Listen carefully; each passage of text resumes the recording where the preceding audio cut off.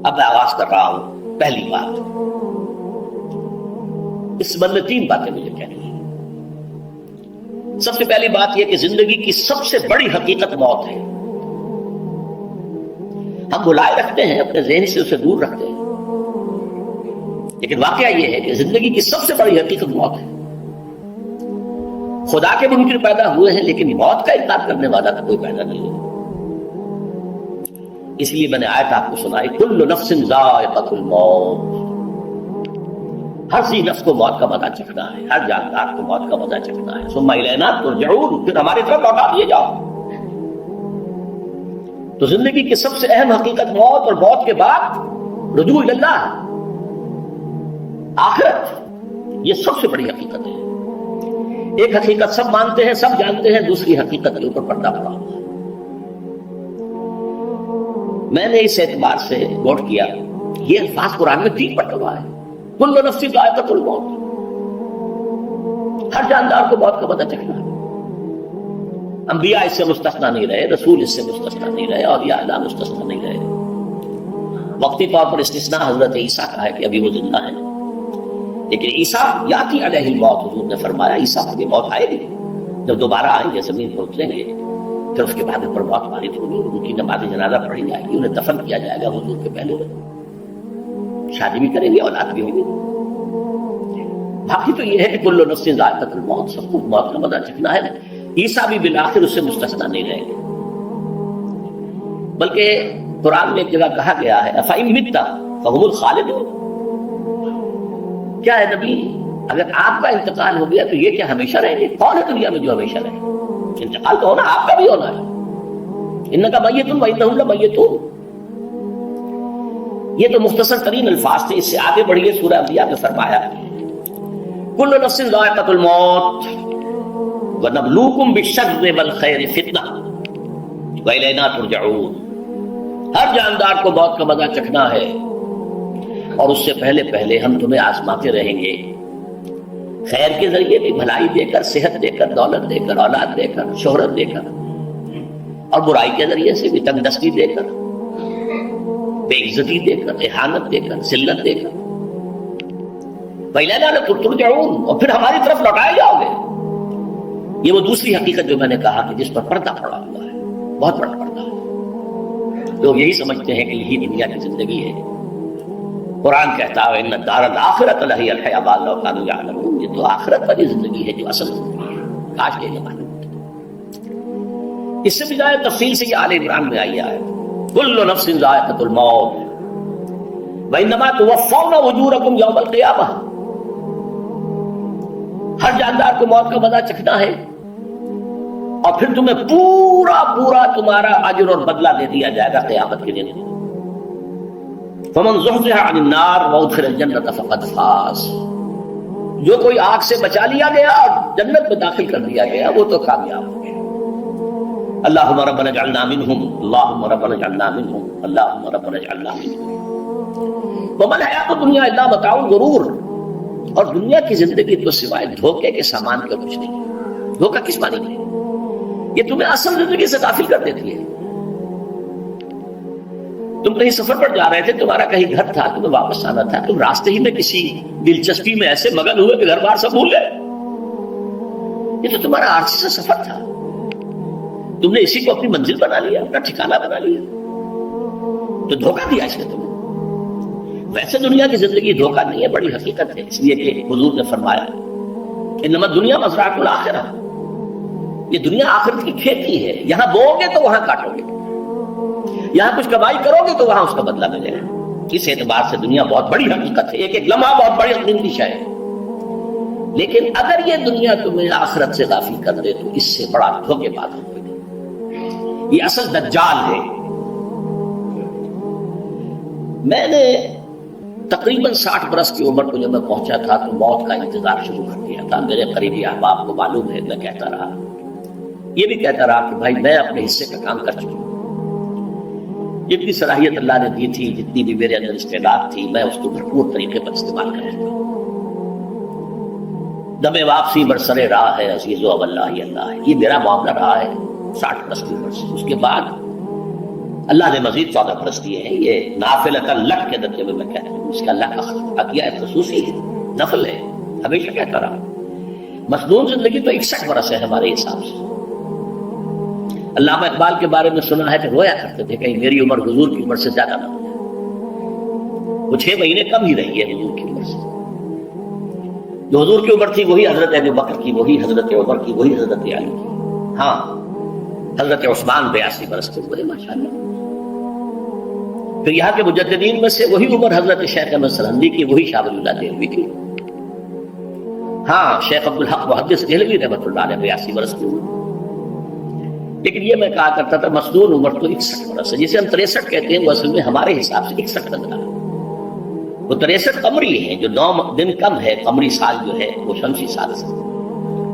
بہرحال میں اس وقت سے منتظر تھا، لیکن جو بھی وقت اللہ نے دیا ہے اللہ کا شکر ہے، وہ مفید کاموں میں لگا ہے۔ ان میں خاص طور پر میں سمجھتا ہوں کہ اللہ کا مجھ پر سب سے بڑا احسان، اور مجھے پر نہیں، بہت بڑے پیمانے پر لوگوں پر جو احسان ہوا ہے، وہ میرا 1998 کا دورہ ترجمہ قرآن ہے جو کراچی میں ہوا تھا۔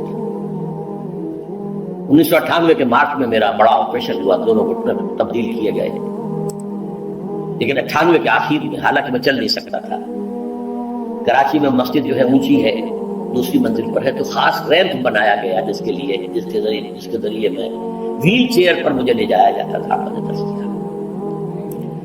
اس طرز کی گزشتہ چند سالوں سے پوری دنیا میں جو گونج ہوئی ہے اللہ کے فضل کا مسئلہ، کوئی حکمت خداوندی اس کے ساتھ وابستہ ہے۔ اس میں میرے کسی کام کو دخل نہیں ہے، میری کسی کوشش کو دخل نہیں ہے۔ میں نے تو جو درس میں دیتا آ رہا تھا سن 85 سے دورہ ترجمہ قرآن، البتہ یہ کہ یہ بات ضرور ہے کہ میں نے محسوس کیا تھا کہ سن 98 کے اس درس میں دورہ ترجمہ قرآن کے مجھے خصوصی انشراح حاصل تھا۔ میری ساری گفتگو کا حاصل کیا ہے؟ دیکھیے، نظریاتی تحریکوں کا تعلق اشخاص سے نہیں ہوتا، ٹھیک ہے؟ کوئی اس کا داعی ہوتا ہے، کوئی اس کا مؤسس ہو جاتا ہے، کوئی اس کا آغاز کرنے والا ہوتا ہے، لیکن نظریاتی تحریک افراد سے وابستہ نہیں۔ افراد آتے چلے جاتے ہیں اپنا اپنا حصے کا کام کر کے، جس کو جتنا مقدر ہے، جس کی اللہ تعالیٰ کی طرف سے توفیق ہے، وہ اپنا کام کرے گا، چلا جائے گا۔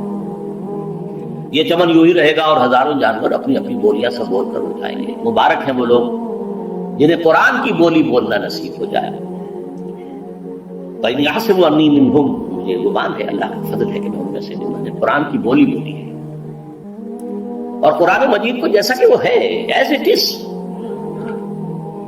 اپنے کو مذمومہ خیالات، اپنے کوئی ذہن سے زائدہ نظریات کو میں نے اس میں دخل نہیں دیا، جسے انگریزی میں آپ آبجیکٹیولی کہتے ہیں۔ خالص معروضی طور پر قرآن کو پڑھا، قرآن کو قرآن سے سمجھائے، یا پھر سیرت رسول سے سمجھائے۔ میں لفظ سنت کی بجائے سیرت استعمال کر رہا ہوں۔ قرآن مجسم حضور تھے صلی اللہ علیہ وسلم، اور حضور کی سیرت اور حیات جو ہے وہ قرآن مجید کی اصل تفسیر ہے۔ یہ حقیقت بھی بہت کم لوگوں کے لیے ہے۔ وہ احادیث کا نام تو لیتے ہیں، احادیث نہیں ہے، سیرت بھی تو احادیث ہی سے ہمیں ملتی ہے، لیکن میں خاص طور پر سنت کی حدیث کی بجائے سیرت کا استعمال۔ قرآن کی 2 سورسز ہیں، قرآن خود اور سیرت رسول صلی اللہ علیہ وسلم۔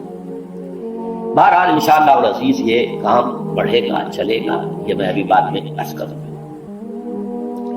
دوسری بات جو میں نے آیت پڑھی آپ کو، وَمَن نُعَمِّرْهُ نُنَكِّسُ فِي الْخَلْقِ أَفَلَا يَعْقِلُونَ، بہت بڑی حقیقت زندگی کی یہ بھی ہے، جس کی ہم عمر زیادہ کر دیتے ہیں اس کی خلقی صلاحیتوں میں کمی کر دیتے ہیں۔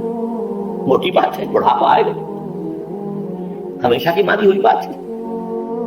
اگرچہ جوانی میں آدمی بڑھاپے کا تصور نہیں کرتا، لیکن بڑھاپا آنا ہے، یہ بھی ایک حقیقت ہے موت کی طرح۔ غالب نے کہا تھا مزمحل ہو گئے قوائے غالب، اب عناصر میں اعتدال کہاں۔ ایک صاحب نے مجھے شعر سنایا تھا، ابراہیم صاحب سے ٹونک کے رہنے والے،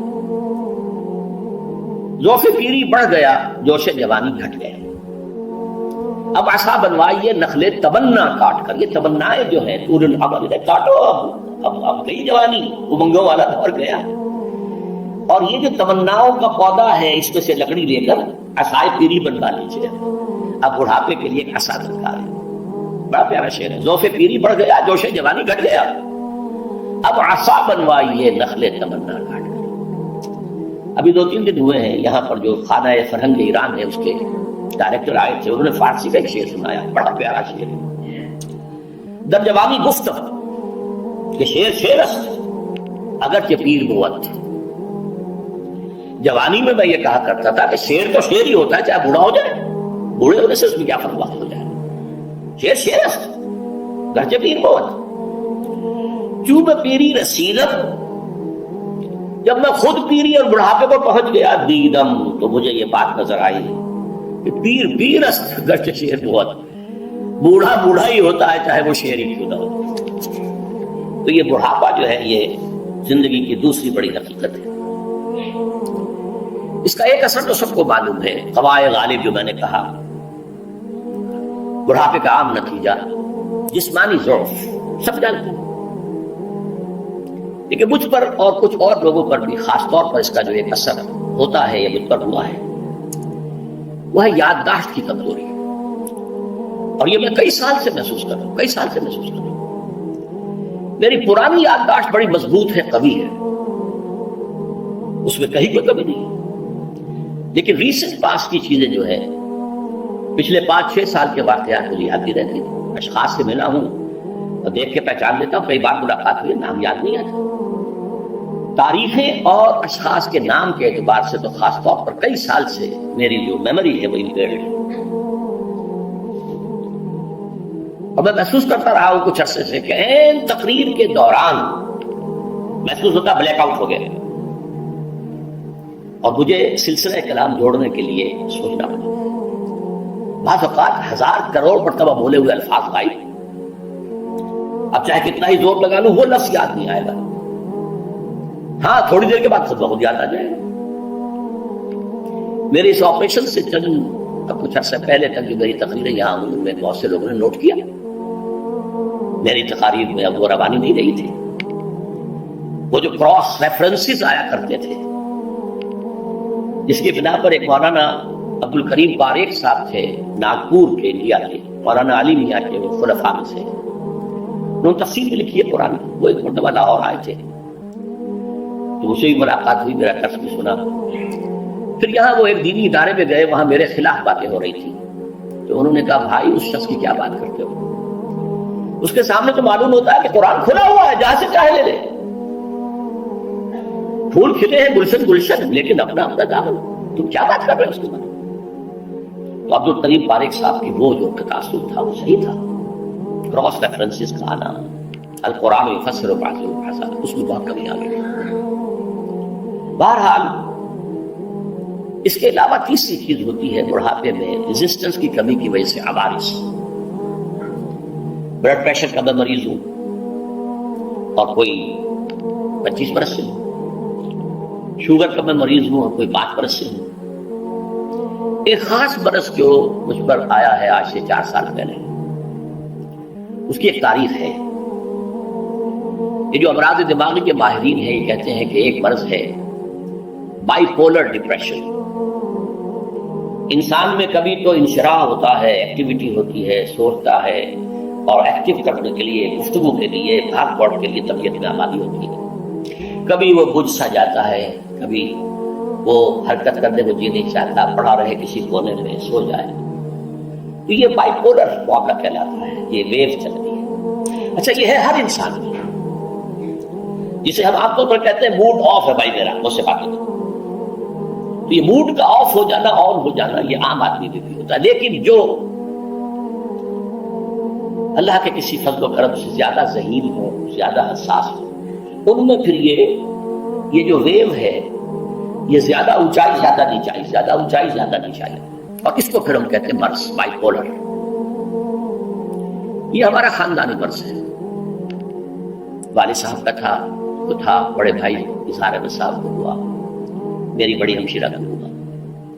عام طور پر اس کی عمر ہوتی ہے اور ہوتی تھی، 3 تجربے مجھے ہیں، والد صاحب کو 13 برس میں نے اٹینڈ کیا ہے اس بیماری میں، سن 52 سے 65 تک جب ان کا انتقال ہوا۔ یہ عام طور پر شروع ہوتا ہے 50 برس کے لگ بھگ، میری عمر جب 50 برس کے لگ بھگ ہوئی تو مجھے کئی مرتبہ محسوس ہوا کہ میری تقریر کے دوران سوئچ آف ہوتا ہے۔ ایک مرتبہ سن 70 میں میری یادداشت کئی گھنٹوں کے لیے بالکل ضائع ہو گئی. اس کا میں نے تذکرہ کیا ہوا میری کتاب ہے حساب کم و بیش. جو کیفیت مجھ پر گزری تھی، جس کرب کے عالم میں وہ چند گھنٹے مجھ پر گزرے تھے، میں انہیں الفاظ میں بیان نہیں کر سکتا. آدمی خراب ہے، نہ ابتدا کی خبر ہے نہ انتہا معلوم، کچھ بھی نہیں. میں جب 50 برس کا ہوا اور یہ دو ایک مرتبہ مجھے جھٹکے لگے مسجد سمن آباد کے اندر، تو میں نے ڈاکٹر رشید چودھری صاحب سے، وہ میرے والد صاحب کے بھی والد رہے تھے، میں نے ان سے کہا کہ یہ ڈینجر زون میں داخل ہو گیا ہوں. ان کا نہیں آپ کو یہ نہیں ہوگا، اس لیے کہ آپ اللہ کے کتاب کی خدمت کر رہے ہیں. تو ان کی یہ بات تو پارشلی ٹروتھ نکلی کہ 70 برس کی عمر میں مجھ پر یہ 20 برس اللہ تعالیٰ نے مجھے اس میں ایک بونس دے دیا. 70 برس میں ظہور ہوا. اس کا ایکسائٹنگ کاز بنا ہے افغانستان میں جو حادثہ ہوا طالبان کے ساتھ. اتنا صدمہ مجھے تھا، ایک دم بیٹھ گیا، ایک دم بیٹھ گیا. یہ چیز جو ہے ابھی کنٹینیو کر رہی ہے. تو فرمایا فلا اقسم بمواقع النجوم. وقع یقع کے کیا معنی ہے؟ اور یہ سورت کون سی؟ واقعہ. اذا وقعت الواقعہ. وقع گر جانا، پڑ جانا، یہ ستاروں کے ڈوبنے کی جگہ ہے. فلا اقسم بمواقع النجوم وانه لقسم لو تعلمون عظیم. اور اگر تم جانو تو یہ بہت بڑی قسم ہے جو ہم نے کھائی ہے. اس وقت کا انسان کیا سمجھتا کہ ستارے کہاں جاتے ہیں، کہاں غروب ہوتے ہیں، کہاں گرتے ہیں. آج ہمیں معلوم ہے. سورہ حامیم سجدہ میں جو کہا گیا ہے سنریہم آیاتنا فی الآفاق وفی انفسہم حتی یتبین لہم انہ الحق. ہم انہیں اپنی نشانیاں دکھائیں گے آفاق و انفس میں، یہاں تک کہ یہ بات واضح ہو جائے گی کہ قرآن حق ہے. آج ہمیں معلوم ہے خلا میں بلیک ہولز ہیں، اور یہ بلیک ہولز بڑے بڑے ستاروں کے پچکنے سے، پچک جانے سے پیدا ہوئے. اور جب وہ بڑے ستارے پچکتے ہیں، جو خلا پیدا ہوتا ہے ویکیوم، اس میں بڑی طاقت ہوتی ہے. اس کے پاس سے کوئی سیارہ، کوئی ستارہ گزر جائے اسے کھینچ لیتا ہے قبر کے اندر. یہ بلیک ہولز کا تصور. اسی لیے اللہ نے اس وقت کے لوگوں کے لیے کیا کہا؟ فلا اقسم بمواقع النجوم وانه لقسم لو تعلمون عظیم. انه لقرآن کریم. یہ بہت باعزت قرآن ہے. فی کتاب مکنون. ایک چھپی ہوئی کتاب میں ہے. لا یمسہ الا المطہرون. اسے چھو ہی نہیں سکتے مگر انتہائی پاک ہستیاں. اس کے کیا معنی ہے؟ پہلی بات تو ہمیں معلوم ہو گئی، مراد فرشتے ہیں.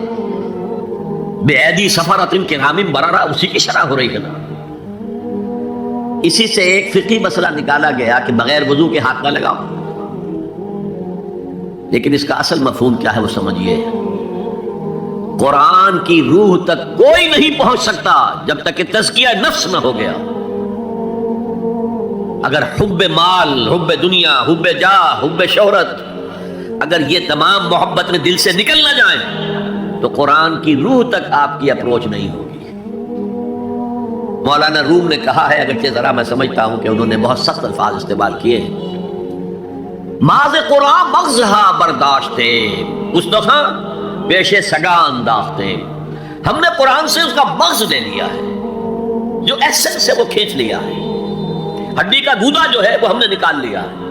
ہڈیاں ہم نے پھینک دی ہیں کتوں کے سامنے جو لڑ رہے ہیں. علم کلام کا مسئلہ ہے صفات حق حق سے جدا یا عین ذات. قرآن مخلوق ہے یا نہیں ہے، غیر مخلوق، بڑے بڑے ہو رہے ہیں اس کے اوپر. یہ کتے لڑ رہے ہیں ان ہڈیوں کے اوپر. ہم نے اس میں سے اصل شے نکال لی. وہ کیا ہے؟ اللہ کی محبت، اللہ کی معرفت. یہ ہے اصل شے. ماذ قرآن مغزہ برداشتے استخا پیش سگا انداختے. تو جب تک انسان کا باطن پاک نہ ہو جائے وہ قرآن کے چھلکوں سے کھیلتا رہے گا، چاہے وہ کہنے کو مفسر ہو، قرآن کے باطن تک کبھی نہیں پہنچے گا. فی کتاب مکنون لا یمسہ الا المطہرون تنزیل من رب العالمین. یہ تھوڑا تھوڑا کر کے اتارا گیا ہے رب العالمین کی طرف سے. انزال کے معنی ہے دفعتاً اتار دینا. لیلۃ القدر میں آیا انا انزلناہ فی لیلۃ القدر. رمضان کے بارے میں شہر رمضان الذی انزل فیہ القرآن، باب افعال، لیکن حضور پر ایک دم نہیں اترا، تھوڑا تھوڑا تھوڑا تھوڑا 23 برس میں جا کر اس کی تکمیل ہوئی۔ اب دیکھیے جو شکوہ کیا اللہ نے، کیا اس جیسی نعمت سے تم مداہنت کر رہے ہو، بے اتنائی کر رہے ہو، اسے پڑھتے نہیں ہو، اسے سمجھتے نہیں ہو، اس پر عمل نہیں کرتے، اسے اپنا امام نہیں بناتے؟ تمہارا طرز عمل یہ ہے، بلکہ تم نے اپنا نصیب یہ بنا لیا ہے کہ تم اسے جھٹلا رہے ہو۔ غور کیجئے، جھٹلانا جو ہے دو طرح کا ہے۔ ایک ہے زبان سے کہنا، یہ نہیں ہے، کوئی اللہ کا کلام نہیں ہے، یہ قرآن وغیرہ جھوٹ، سب اساطیر الاولین ہیں، یہ محمد نے گھڑ لیا ہے وغیرہ وغیرہ، جھٹلانا ہو گیا۔ ایک جھٹلانا ہے عمل سے جھٹلانا، مان تو لیا اللہ کا کلام ہے لیکن اس کی حرام کردہ شے کو اپنے لیے حلال کیا ہوا ہے۔ حدیث نبوی ہے، ما آمن بالقرآن من استحل محارمہ، اس شخص کا قرآن پر کوئی ایمان نہیں ہے جو اس کی حرام کردہ چیز کو اپنے لیے حلال ٹھہرا لے۔ اس اعتبار سے غور کیجئے، اور اس کی مثال بھی دی ہوئی ہے سورہ جمعہ میں، مثل الذین حملوا التوراۃ ثم لم يحملوها كمثل الحمار يحمل اسفارا بئس مثل القوم الذین کذبوا بآیات اللہ واللہ لا يهدی القوم الظالمین۔ مثال ان لوگوں کی جو حامل تورات بنائے گئے تھے اور پھر انہوں نے اس کی ذمہ داری کو ادا نہیں کیا، اسے قائم نہیں کیا، اس کے احکام پر عمل نہیں کیا، جیسے فرمایا ہے سورہ اعراف میں، قل یا اہل الکتاب، کہہ دیجئے نبی صلی اللہ علیہ وسلم، اے کتاب والو، لستم علی شیء حتی تقیموا التوراۃ والانجیل وما انزل الیکم من ربکم، تمہاری کوئی حیثیت ہماری نگاہ میں نہیں ہے، تمہارا منہ نہیں ہے کہ ہم سے دعا کرو جب تک کہ تم تورات اور انجیل کو اور جو کچھ نازل کیا گیا تمہاری طرف اسے قائم نہیں کرتے۔ آج اللہ ہماری دعائیں نہیں سنتا، 30 لاکھ جا کر حج کرتے ہیں، دنیا کے حالات میں کوئی ذرہ برابر فرق آتا ہے؟ اول تو حرام کی کمائی سے حج ہو رہا ہے، تو حج ہے ہی نہیں سرے سے، جو کچھ کرتے گئے تھے سودی کاروبار وہی آ کر دوبارہ شروع کر دیا، سرکاری ملازمت تو جو رشوت پہلے لے رہے تھے اس کے بعد آ کر شروع کر دیا۔ یہ کیا ہے؟ یہ تکذیب بالعمل ہے، جھٹلانا ہے۔ تم نے اپنا نصیب یہ بنا لیا ہے کہ تم قرآن کو جھٹلا رہے ہو، جیسے کہ انہوں نے جھٹلایا تھا۔ مثل الذین حملوا التوراۃ ثم لم يحملوها كمثل الحمار يحمل اسفارا، ان کی مثال ان گدھوں کی سی ہے جن پر کتابوں کا بوجھ لاد دیا گیا۔ مکالمات فلاں تم گٹھڑی باندھ کر گدھے کے اوپر رکھ دیجئے تو کیا وہ واقعی منطقی اور فلسفی بن جائے گا؟ یہ مثال اللہ دے رہا ہے۔ اور یہ مثال کیوں دی گئی ہے؟ اس آئینے میں ہمیں ہماری تصویر دکھائی گئی ہے۔ تم اگر قرآن کا حق ادا نہیں کر رہے تو تمہاری مثال وہی ہے جو یہود کی تھی۔ بئس مثل القوم الذین کذبوا بآیات اللہ، بری مثال ہے اس قوم کی جس نے اللہ کی آیات کو جھٹلایا۔ تو زبان سے تو یہودیوں نے کبھی نہیں جھٹلایا تورات کو، عمل سے جھٹلایا ہے۔ یہ وہ 5 مقامات ہیں جن میں اللہ تعالیٰ نے خود اپنے کلام کی ثنا بیان کی ہے، تعریف کی ہے، اس کی عظمت کو بیان کیا۔ اب میں آپ کے سامنے ایک حدیث رکھنا چاہتا ہوں، حضور نے کیا فرمایا۔ ایک حدیث سنا چکا ہوں آپ کو، عن عثمان بن عفان رضی اللہ تعالی عنہ قال قال رسول اللہ صلی اللہ علیہ وسلم خیرکم من تعلم القرآن وعلمہ، تم میں سے بہترین لوگ وہ ہیں جو قرآن سیکھیں اور سکھائیں۔ یہ حدیث بڑی عجیب ہے، یہ ترمذی میں بھی ہے اور دارمی میں ہے، اور اس کے راوی حضرت علی ہیں رضی اللہ تعالی عنہ۔ عن علی رضی اللہ عنہ قال، حضرت علی فرماتے ہیں انی سمعت رسول اللہ صلی اللہ علیہ وسلم یقول، میں نے سنا اللہ کے رسول صلی اللہ علیہ وسلم کو یہ کہتے ہوئے، انہا ستکون فتنۃ، ان قریب ایک بہت بڑا فتنہ رونما ہوگا۔ حضرت علی فرماتے ہیں قلت، میں نے عرض کیا بل مخرج منہا یا رسول اللہ، اللہ کے رسول یہ فرمائیے اس فتنے سے بچنے کا، نکلنے کا راستہ کون سا ہوگا؟ جیسے آپ بڑے بڑے حالوں میں دیکھتے ہیں ایگزٹ، عرب ممالک میں لکھا ہوگا مخرج، اگر کہیں آگ لگ جائے، کہیں دھواں بڑھ جائے تو نکلو، لال جو روشنیاں ہیں ان کے اندر جو نیچے دروازے ہیں ان کی طرف جاؤ، یہ مخرج ہے جان بچانے کے لیے۔ یہاں ایک لحظہ توقف کر کے ہمارا اور صحابہ کا جو فرق ہے اس کو نوٹ کر لیجئے. اگر ہم ہوتے تو کیا پوچھتے؟ حضور یہ فتنہ کب آئے گا، کدھر سے آئے گا، کیوں آئے گا، کیا ہوگا؟ یہ سارے سوالات کرتے نا، جن کا عمل سے کوئی تعلق نہیں، معلومات ہے. حضرت علی نے کچھ نہیں پوچھا، بس آپ نے فرما دیا کہ بہت بڑا فتنہ ہوگا، تو بس ہمیں یہ بتائیے کہ اس سے نکلنے کا راستہ کیا ہے. اب سنیے حضور کی زبان سے قرآن مجید کی مدح. قالا کتاب اللہ، فتنوں سے بچانے والی اللہ کی کتاب ہے. فیہ نبأ ما قبلکم، اس میں تم سے پہلے جو تھے ان کی بھی خبریں ہیں. قوم نوح اور قوم عاد اور قوم ثمود اور قوم مدین اور آل فرعون اور صدوم اور عمورہ کی بستیوں کے حالات ہیں کہ نہیں؟ وخبر ما بعدکم، اس میں تمہارے بعد جو آنے والے حالات ہیں وہ بھی درج ہیں. ذرا کھدائی کر کے نکالنا پڑتا ہے ورنہ حالات موجود ہیں. ایک اوپر کی چیز ہے، سامنے کی چیز ہے، ایک ذرا اندر سے کھدائی کر کے. لیکن یہ کہ حضور فرما رہے ہیں خبر ما بعدکم وحکم ما بینکم، اور جو بھی اختلافات تمہارے درمیان ہوں گے ان کا فیصلہ بھی اس کتاب میں موجود ہے.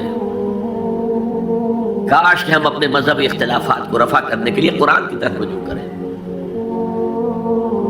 جو حبل اللہ ہے. واعتصموا بحبل اللہ جميعا ولا تفرقوا.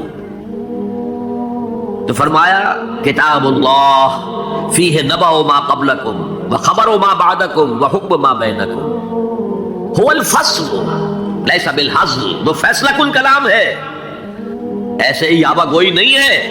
یہ قرآن کی آیات ہے. انہ لقول فصل وما هو بالحزل، سورہ طارق کے اندر آیا. طارق میں